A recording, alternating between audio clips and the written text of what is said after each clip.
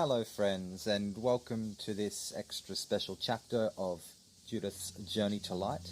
Today we'll be exploring the notion of truth with a fantastic article that Judith has written called White Lies, Killing Truth by Judith Light in 2023. And I would like to open with this little anecdote about truth. This is a true story about truth, or something like that.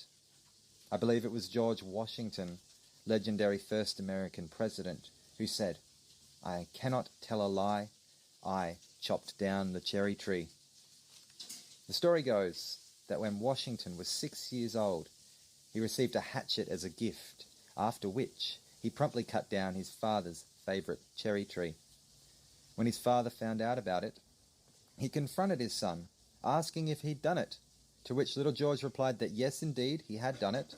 His father's anger melted away, and he embraced his son, exclaiming that his honesty was worth more than 1,000 trees. Note, are you listening, Donald Trump? And now, over to you, Judy. Okay, thank you, and love that story and have treasured it in my life.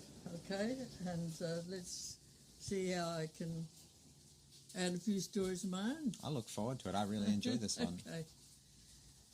Now, I have no idea whether that story is legend or history, but it had engraved itself on my childhood brain, inspiring my own commitment to truth and an awareness of lying as a cowardly, deadly sin. The story I'm about to tell is how I did lie twice. Both times I fear it was to avoid punishment for my actions and behaviour.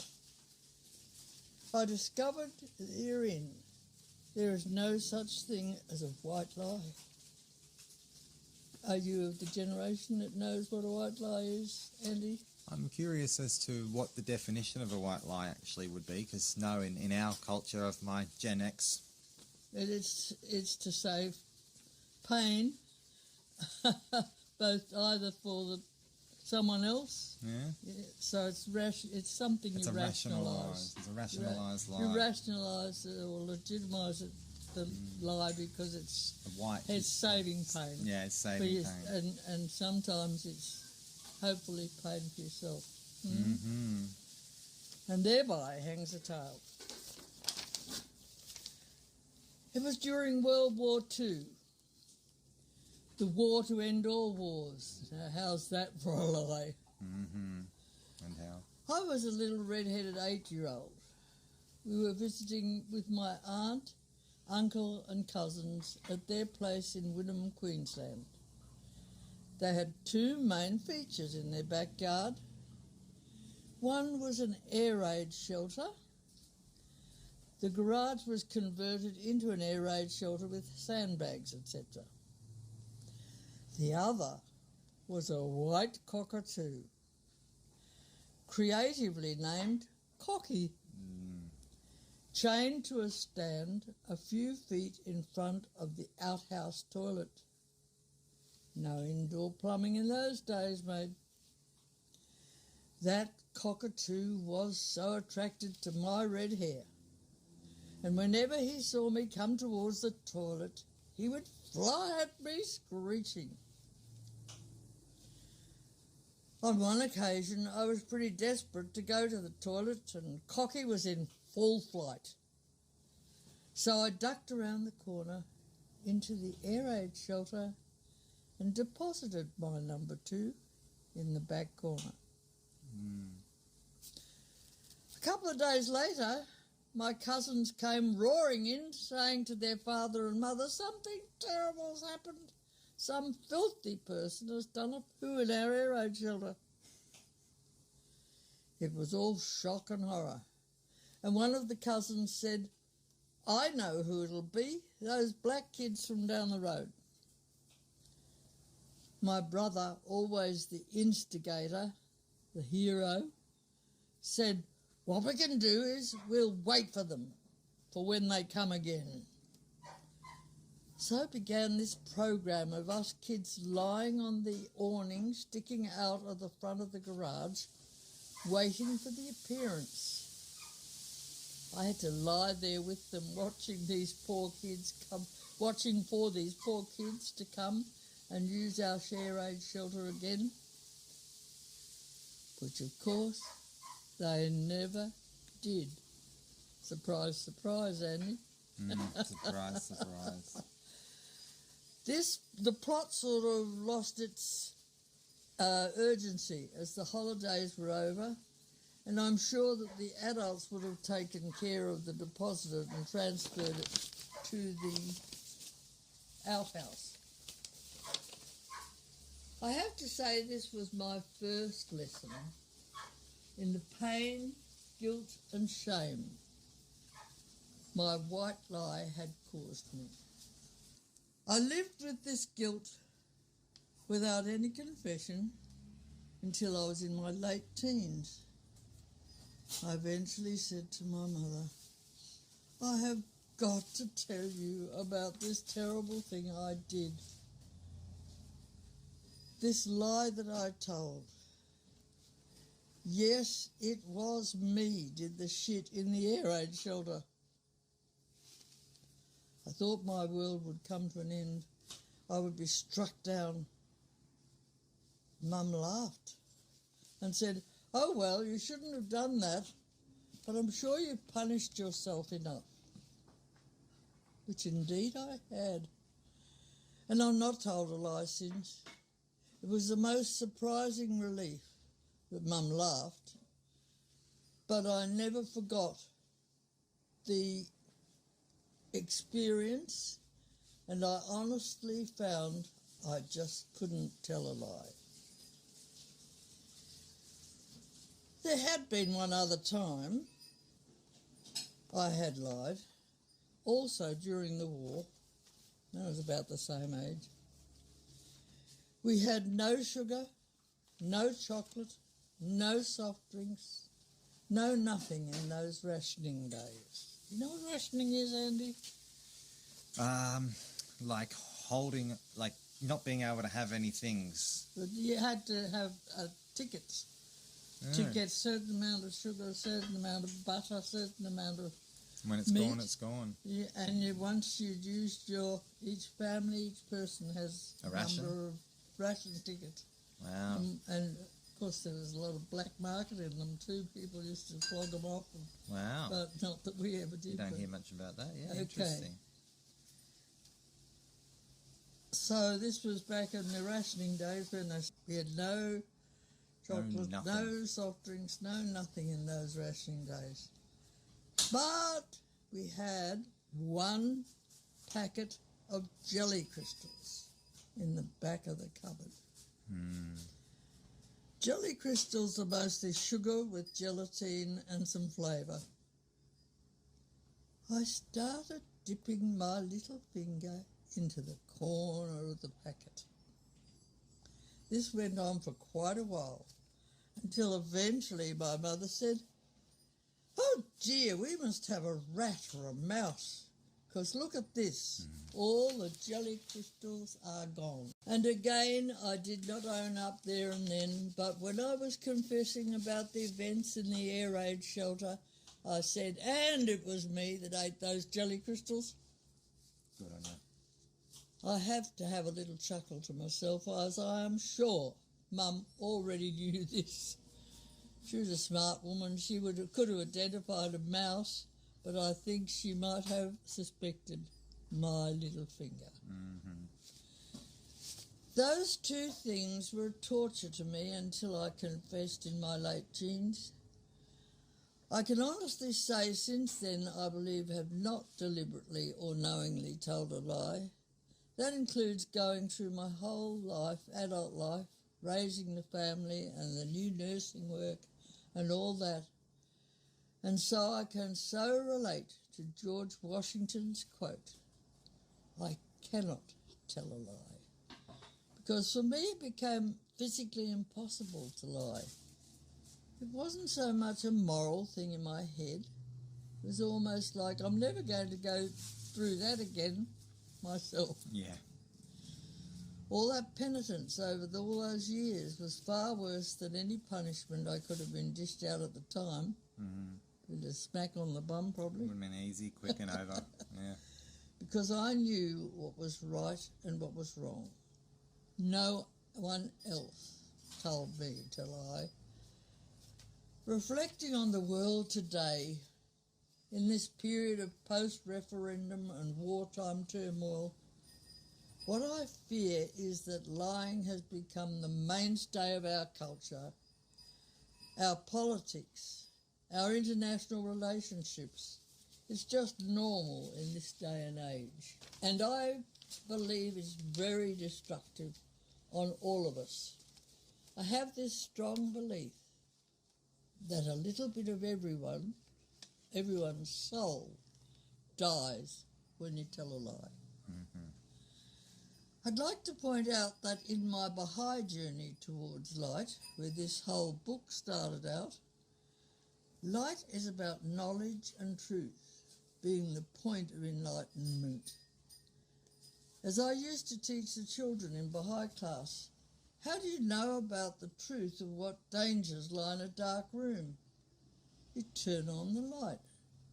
And so within ourselves we must also turn on the light. For me, light is the change of my name, following the discovery of the high teachings of Baha'u'llah, who brought light and truth and justice. There are many quotes. When you do your very first Baha'i study book to become a Baha'i, the very first thing comes up is truth. Truthfulness is the foundation of all human virtues. Abdu'l-Baha. Without truthfulness, progress and success in all the worlds of God are impossible for any soul. Shoghi Effendi. Beautify your tongue, O people, with truthfulness, and adorn your souls with the ornament of honesty. Baha'u'llah.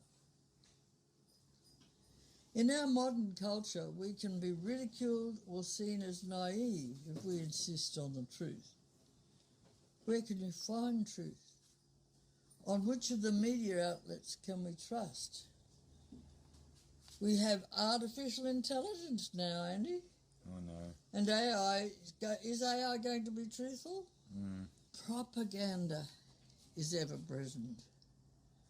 The realisation that in our governments and ruling institutions there is this denial of truth, a political pressure to manipulate the facts, the right and wrongs of things. There is an exaggeration and dramatisation that feeds either the hero or the victim posture, with the blame game obscuring the facts in a constant battle to win the narrative.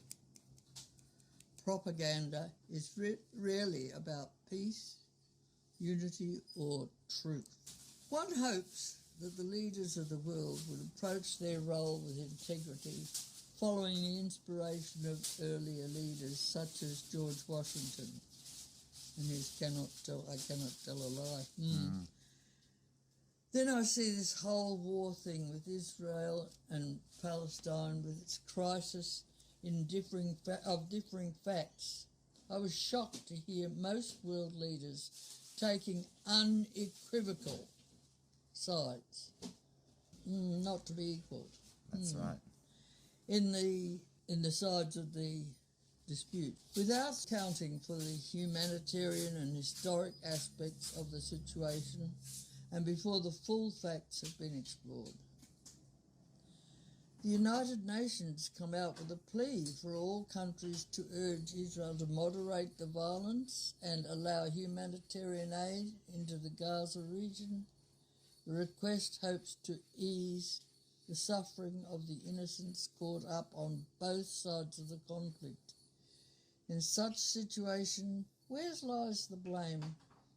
Who are the good guys, the bad guys? When everybody seems to have their own truth and there is limited access to finding out what the situation really is. Baha'u'llah teaches that within each of us we have the ability and the place to recognise right and wrong, truth and fiction. We need to search within ourselves to find truth, rather than be influenced by the media's influences. Can you visualise what sort of world we would have with a commitment to these principles of truth, personally, politically, and institutionally?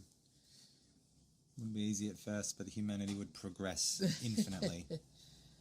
People now, we might even get some peace out of that. Yeah, maybe. maybe. People nowadays are getting their information from all over, not just news reports. This trend has a name, influencers. With what vested interest?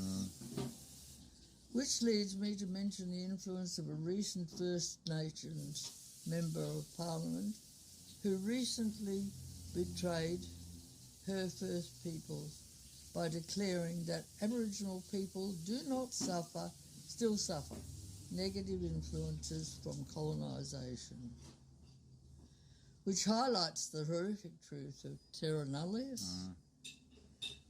What an obvious lie on a political propaganda platform this was.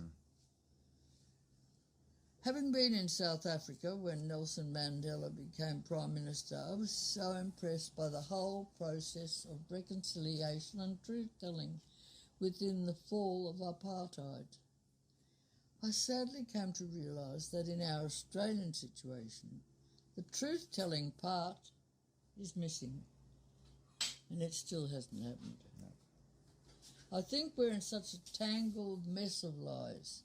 Even watching movies, I've been saying this for a long time now, the whole deliberate deception of Hollywood's approach to everything from smoking alcohol, immediate casual sex and immediate gratification is propaganda controlled by vested interests.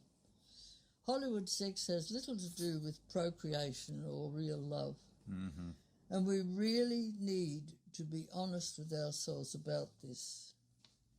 Big surprise. Did you know that sex has something to do with procreation? But it's not about satiating the lower appetites, which of course have emotional and lifelong consequences. If you look at the children of today, they are a confused lot. That's the truth. There's an entity confusion about where the heart and the home is.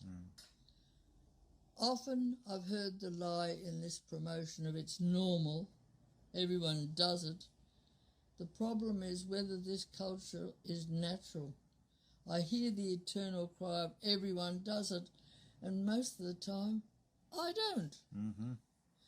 I'm often accused by those close to me of being abnormal for not conforming to this culture.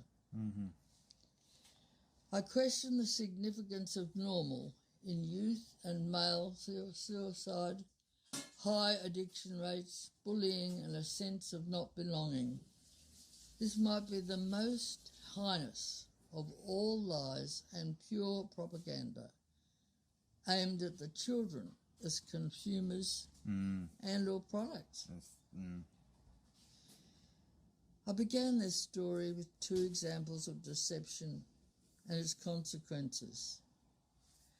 But what a great self-learning. The act of telling the truth was huge. It did stop the pain. I had learned through the experience that I could not lie. Lying was self-destruction, almost like suicide of my soul. That place within us, that Beholder says we have to test the truth. It's the soul. I've been laughed at when I was a kid, being called a teacher's pet and goody two-shoes, being given a hard time for being puritanical. I had kids say, "Don't you ever want to do anything just because it's wrong or naughty?" I thought, are you serious? Why would anyone want to do something because it was wrong? To me, that is self-destructive nonsense. In a worldwide situation, I see the self-destructive way we lie to ourselves.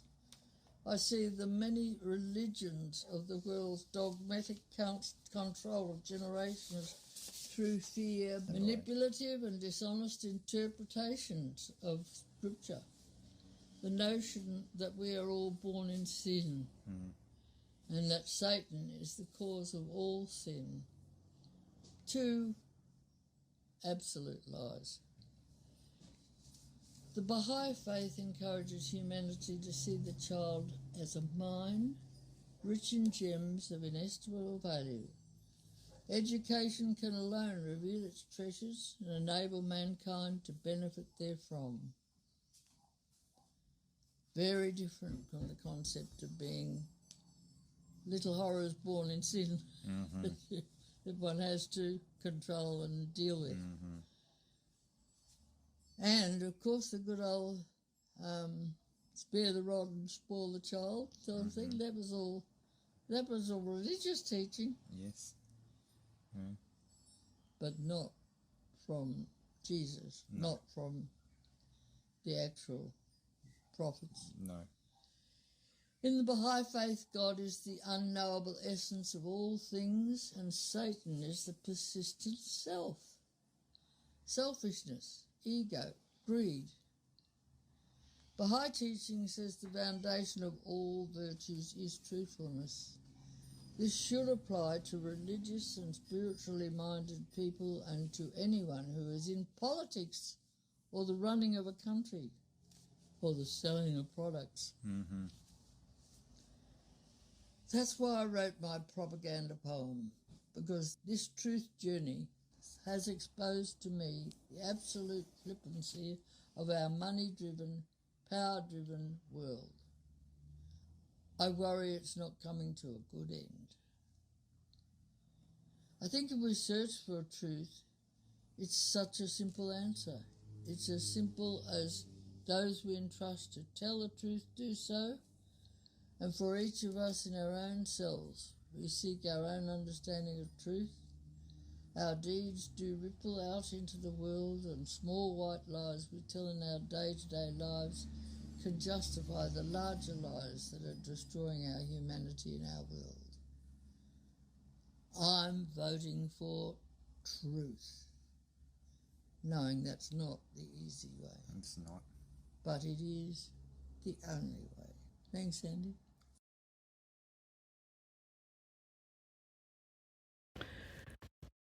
The legend of they in propaganda's sway.